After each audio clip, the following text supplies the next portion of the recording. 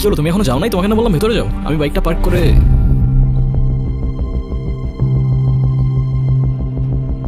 আসসালামু আলাইকুম। আপনি নিশ্চয়ই মামা। আপনার ব্যাপারে অনেক কিছু বলেছে ও। আর আপনি মামি। বাহ, বেশ মিষ্টি দেখতে তো আপনি। আর যদি ভুল না করি আপনি ছোট খালা আর খালু। তবে আপনাদের সবার মধ্যে আমার ফেভারিট কিন্তু আপনি। আপনাকে কিন্তু আমি নানু বলে ডাকবো না, আমি আপনাকে ডাকবো নানু ভাই। আচ্ছা, শুভ কোথায়? শুভকে দেখছে না?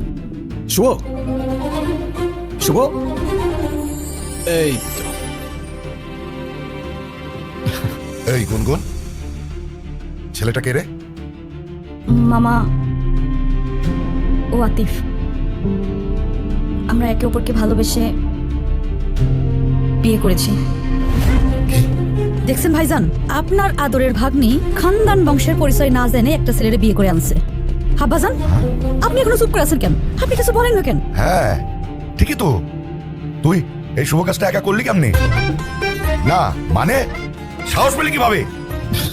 আব্বা, এতে মনে হচ্ছে আপনি খুব খুশি। এত কুতুর মুতুর করে কেন কথা বলছেন? আমার তো মনে হচ্ছে যে দুটোকেই আমি গুলি করে মেরে ফেলি। এই এই ছেলে, তোমার পরিচয় বলো। আমি আতিফ, আতিফ খান।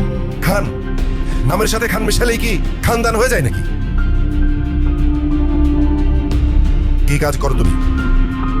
করি তো অনেক কিছুই, এখন কোনটা রেখে কোনটা বলবো? অনেক কিছু করো। আচ্ছা ঠিক আছে, তুমি একটা বলো। এই তো আমি অনলাইনে। কি অনলাইনে কাজ করো তুমি? এই অনলাইনে তুমি কি করো? জুয়া খেলো নাকি মলম বিক্রি করো? আরে না না। ছি ছি ছি ছি ছি। আব্বা, আব্বা আমি আমার ভাগ্নিকে